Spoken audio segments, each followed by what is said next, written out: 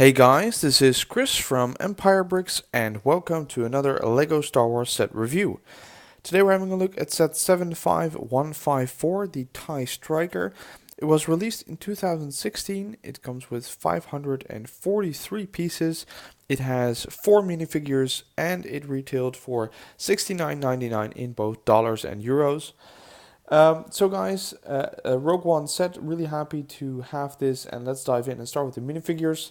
I put them in the same order as they were on the box, so we have to start with this figure, which is on the box called the Imperial Shore Trooper, and a fun fact about him is that in all the other sets he is called a Scarif Stormtrooper. So I think Lego and Disney had some either disagreement or miscommunication about the name of this figure.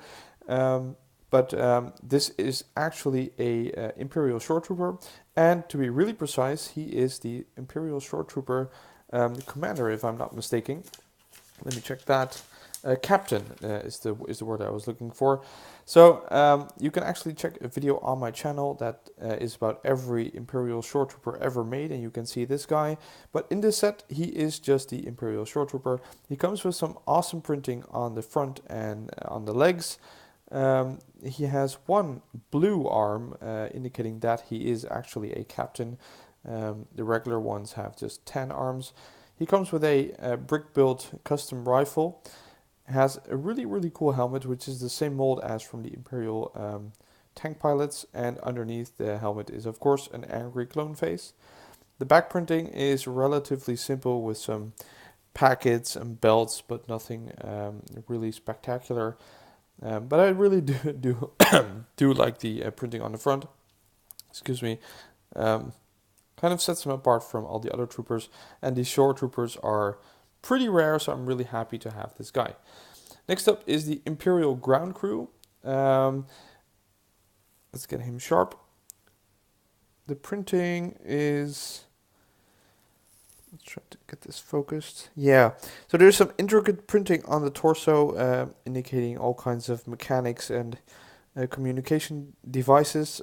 I guess has some leg printing, but that is really basic, just some stripes indicating some belts and stuff like that. And the back is also pretty basic, even more basic than those of TIE pilots. The helmet, though, is unique for this figure, and I really like it. It comes with two of these light signals to, I guess, make sure that the TIE Strikers land properly. And underneath the helmet is not Jyn Erso's face, but an actual Imperial ground crew member, because this figure is also in the Battle on Scarif set, but this is not actually a ground crew member, but it is Jyn Erso in disguise. But this is the actual one, so I'm pretty happy to add this to my collection. Next up is the TIE Pilot. So this is a new iteration of the TIE Pilot that we have seen in many sets, but they still look awesome. I mean, these helmet molds and prints, they just keep getting better and better, and you can see the two Imperial logos on his helmet, some stripes down his face. I really like the visor print. It looks really menacing and angry. On the front there is the tubes that we always see with the TIE pilots. Some belt printing that looks a little bit like the printing that the Stormtroopers have, and some really basic leg printing. And on the back again, just a really basic TIE pilot uniform, and underneath the helmet is again an angry clone face. He comes with some accessories, but I'll show you those later because they're actually in a special compartment in the ship, and I thought I would keep them there just for demonstration. But let's move on to the last minifigure of this set, and that is a regular Rebel Trooper. And even though I think he is unique to this set, I believe he is nothing more than a new combination of existing Rebel parts. So this torso print, it's really awesome, but we have seen it in the battle pack. Same goes for the legs, I think. The head has been seen before, and the helmet is not new as well. I think it is in new colors. He does come with a double-sided face, though. Kind of a smirk and an angry attack face, which I think looks really good. He comes with a regular medium-sized blaster with a Technic pin on the top, which I really don't like as a way to customize weapons, because I don't know, it just looks too much like a Technic pin. So this would have at least needed a black pin or black extension to make this look good. But at least he comes with a regular gun and not a stud shooter. So I'm gonna put the minifigures on the side for a moment, and we can have a look at the ship. And that is the TIE Striker, a ship that we have seen in Rogue One for the first time, and it has become an instant favorite for many. Let's put these away. For many people, because it just builds on the TIE Fighter looks and the franchise, if I can say it like that, but with some new aspects. And I think the pointy wings really do it for a lot of people. And I think, concerning the looks of this set, Lego really nailed it. It looks awesome. The proportions seem to be okay and in line with what we see in the movie. So look-wise, I think this is a great set, and it just really resembles the TIE Strikers that we have seen in the movie. Looking up closer, is lots of detailing on the hull or the cockpit piece, and some on the wings. So this is actually a very long cockpit piece compared to regular TIE Fighters, which is basically almost this big, so it's 3 times bigger. And it has some functionality, but I'll come to that later. Because let's first go to some stickers. There are stickers on the top here and here. These are 4 different stickers, or at least mirrored stickers. This over here is actually a printed piece, which is really nice, I think. I like that they included something with a print as well, and I really don't like applying stickers to round surfaces. There is some stickers over here on the wings for some extra detail. There is another printed canopy piece in the front, which is the same piece that we have seen in several Star Wars sets. And concerning the stickers or prints, I believe that's it. So that's a good thing, not too many, and they are in the right places. I think they really add to the detail of the set, and I think that Lego made a good choice in the balance between printed pieces and stickers. So having said that, we have to move on to functionality, and that is the area where this ship is, or one of the areas that this ship is, letting you down a little bit. Because if we look at the whole thing, it's pretty big. You can see compared to my hand, this is a pretty big set. And it's also priced like a big set. It's $70, but it only has 543 pieces. So that's, kind of a downer. You would expect at least 650 pieces for that price, or at least one extra minifigure, and that would be an exclusive minifigure or something like that. So it's a little bit overpriced, even though it looks big. That's only because of the wings, but the bulk and the mass is over here, and that's not that big and not that playable. Because looking at the features, there is, of course, the cockpit on the front, which you can open up like this, and you can open it up from the top. So you can put a minifigure in there, presumably the TIE Fighter pilot. I accidentally shot the spring-fired missile. So there is no actual, I don't know if you can see, but there's no display or anything, not printed or a sticker. So I think that's kind of a downside.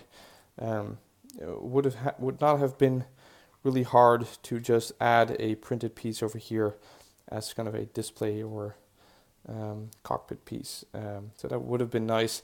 The cockpit itself is constructed pretty well. The minifigure fits perfectly, but it's only one minifig, and it's not a real functionality. It's just a ship that you can put a figure in, which is what you should be able to do. Moving on to the back, we come to a compartment, which is over here.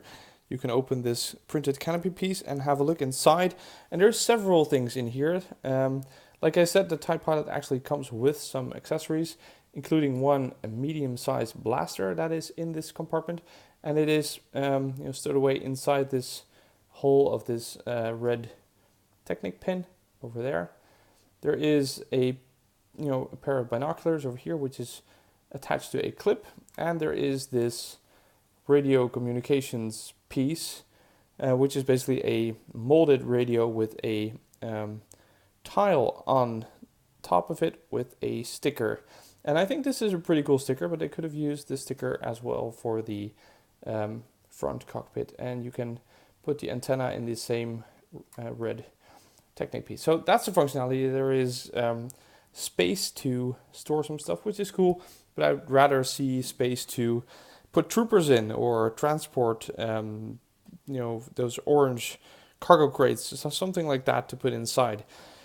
Now we come to the most important feature, or I think it's the most important feature, and that is the wings. So this is the standard flight mode of the TIE Striker, which is, I guess, the standard look for them in the movie. But if you have seen Rogue One, you know that if they're in attack mode when the rebels come, the wings are in a different position, and you can actually do that with this set. So you can use these handlebars over here, and they will snap into place over here like that and like that. And now the TIE Striker has a different look. The wings are kind of pointing upright. It has a more of an attack, like almost like an angry bee or something. Or an angry bird. It's like an attack mode. So I mean that's pretty cool. But to make this possible, they actually had to use all of this space here in the middle to work out the mechanics to make this snap into place. And I even believe there is rubber bands used in this set, which is not something I like because they tend to break, over time, and they're hard to replace. So it does look awesome. These wings really have a great look to them, and being able to position them like this is a good feature, but it's not great. It's not, there's no bombs coming out or anything. You can just use the same handlebars to put the wings down again. I recommend you not to push down on the wings itself to bring them down, because you really have to use the handlebars. You'll break or bend stuff if you do that too hard in the wrong place. And finally, there is another feature, but that is something that we see with almost all ships, and there is 2 spring-fired missiles underneath that you can shoot just like this, just touching the back end, and they'll shoot out. They will shoot out farther, of course, but I don't want them across the room. So that's it for the functionality for the ship, and that is a little bit of a disappointment. Getting the minifigures back into the screen. My overall, judgment for this set is that it has a great minifigure selection. I mean, this guy is exclusive for this set, so that's a big plus. This guy is sort of exclusive. I mean, with the helmet on, it's really hard to tell if he's Jyn Erso or not, but he comes with 2 of these light signals, and so he's pretty exclusive. I mean, if you count Jyn Erso as one, then there's only 2 sets you can get him in. The TIE Pilot is not he is, I think, exclusive with this print, but TIE Pilots are abundant in the Star Wars universe, and the Rebel Trooper is not that special as well. But all in all, I think this is a pretty cool minifigure selection, but for the price of $69.99, I would have expected one more, or one hero figure maybe. Maybe the Rebel General, or I don't know, somebody to first of all balance this, because there's 3 baddies and 1 goodie, so you need 1 good guy extra to kind of balance this minifigure selection in a proper way.